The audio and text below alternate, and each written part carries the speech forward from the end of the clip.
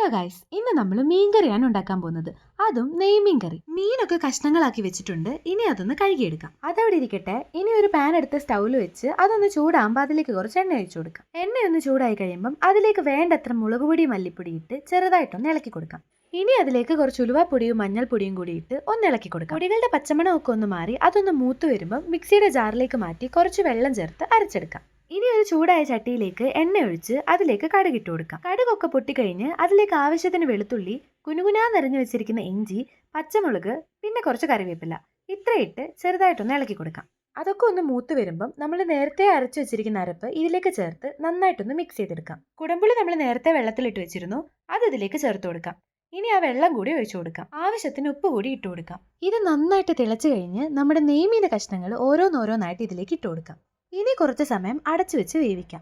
അങ്ങനെ മീനൊക്കെ വെന്ത് വെള്ളമൊക്കെ ഒന്ന് പറ്റി മീൻ കറി ഇവിടെ റെഡിയായി വന്നിട്ടുണ്ട്. ട്രൈ ചെയ്തിട്ട് അഭിപ്രായം കമന്റിൽ പറയണേ. വീഡിയോ ഇഷ്ടപ്പെട്ടാൽ ലൈക്ക്, ഷെയർ ആൻഡ് സബ്സ്ക്രൈബ്.